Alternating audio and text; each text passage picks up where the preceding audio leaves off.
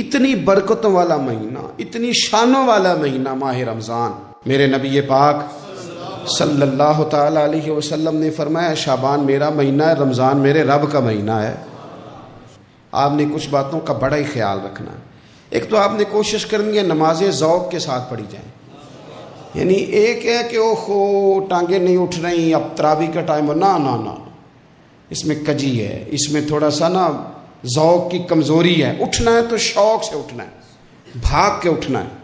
آپ نے مسجد کے ساتھ دلچسپی پیدا کرنی ہے، کوشش کرنی ہے مسجد کی صفائی بھی رمضان میں ہمارے ہی سے ہی آئے، اپنے علاقوں کی مساجد کی صفائی، نماز شوق سے پڑھنی ہے، شوق سے۔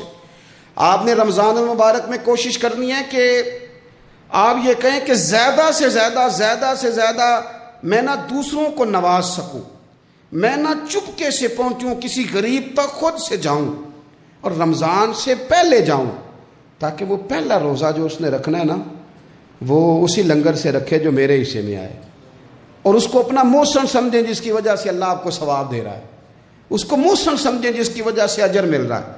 اور کوشش کریں کسی کو کپڑا جوڑا سوٹ دینا ہے، کسی طالب علم کو، امام مسجد کو، کسی غریب کو، کسی بوڑھی اماں کو، اپنے کسی چچا کو، اپنے دادا کو تحفہ دینا ہے تو وہ بھی شروع رمضان میں دے، تاکہ وہ آسانی سے سلا لے، سلا کے پہن لے۔ رمضان میں ہم نے قرآن پاک سے پیار کرنا ہے، قرآن پاک سے پیار کرنا ہے، صبح بھی تلاوت، دوپہر بھی تلاوت، بچوں کو ذوق دلانا ہے، شوق دلانا ہے۔ ہم نے قرآن مجید رمضان شریف میں تراویح میں ذوق سے سننا ہے، کھڑے ہونا ہے۔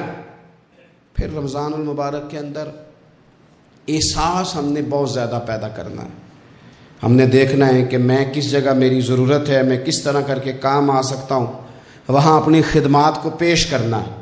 پھر اس سے آگے آپ بڑھیں گے۔ رمضان شریف کے اندر سحری میں اٹھنا تو ہے نا جی، دہی لینے بھی جانا پڑتا ہے، دودھ لینے بھی کئی دفعہ جانا پڑتا ہے، تو اٹھنا تو ہے۔ تو ایسا نہ کریں کہ 10 منٹ پہلے اٹھیں، اٹھ کے پہلے تہجد کی نماز پڑھیں، وہ نماز جس کے بارے میں میرے نبی پاک علیہ السلام نے فرمایا جب بندہ تہجد کے لیے کھڑا ہوتا ہے تو رب اسے دیکھ کے مسکراتا ہے، جو اس کی شان کے لائق۔ باقی نمازوں پہ ثواب ہو رہا ہے، تہجد کے وقت اللہ مسکرا رہا ہے۔ اور حضور فرماتے ہیں اگر جوان آدمی تہجد کے لیے اٹھے تو رب فرشتوں کے سامنے فخر فرماتا ہے۔ تو تہجد کی نماز ہر روز موقع ہونا ہے، اٹھنا ہی اٹھنا ہے، شہری کے لیے تو اٹھنا ہی ہے، تو وہی وقت تہجد کا ہے، خوب تہجد کی نماز پڑھنی۔ ایک چیز آپ نے نا پورا رمضان استعمال نہیں کرنی، وہ غصہ ہے۔ سارے روزے نا، یعنی بالکل عین افطاری کے وقت بھی کوئی بندہ غلط بات، برداشت کون سی بات کرنی ہوتی ہے، صحیح کہ غلط؟ صحیح کو تو برداشت کرنے کی ضرورت ہی نہیں ہوتی، برداشت کرنی غلط بات ہوتی ہے، اس کو سہنا ہے، اسے کہنا یار روزے ہیں، رب کی رحمت برس رہی ہے، جا میں نے تجھے اللہ کی رضا کے لیے معاف کیا۔ اور ذہن میں حدیث رکھنی ہے کہ حضور نے فرمایا تو رب کے بندوں کو معاف کر، اللہ تجھے معاف فرمائے گا۔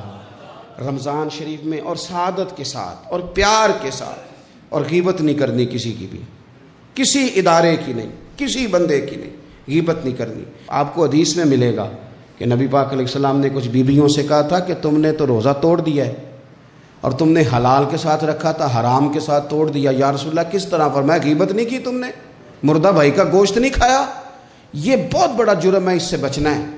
موبائل کم استعمال کرنا ہے، اور مہربانی کریں کم خبریں دیکھیں، جو خبریں عورتیں پڑھتی ہیں ان خبروں سے بھی پرہیز کریں۔ کوئی ہم نے بڑا سال 11 مہینے سیاسی تبصرے کر لیے، کیا انقلاب آیا پھر ملک میں؟ تو رمضان کا مہینہ سیاسی تبصرے رہنے دیں، زیادہ وقت مسجد میں گزاریں، زیادہ وقت اللہ کے گھر میں گزاریں، زیادہ ٹائم آپ تلاوت قرآن پاک میں، استغفار میں، درود شریف میں گزاریں، ایک دوسرے کے ساتھ پیار کریں، ایک دوسرے کے کام آئیں۔ اے خالق کائنات، آئندہ جمعہ رمضان میں آنے والا ہے، اللہ امت کی خیر فرمانا، کشمیر کے مظلوموں کی خیر کرنا، برما کے مجبوروں کی خیر کرنا۔ پاکستان تیرے نبی پاک علیہ السلام کے نام پر، کلمے کے نام پر بنایا گیا وطن ہے، اللہ اس میں دین کا جھنڈا نافذ فرما دے، اس وطن عزیز کو قیامت کی صبح تک قائم فرمانا، اور اللہ ہم سب کو بھائی چارے سے، پیار سے، محبت سے، ایک دوسرے کے احساس میں زندہ رکھنا۔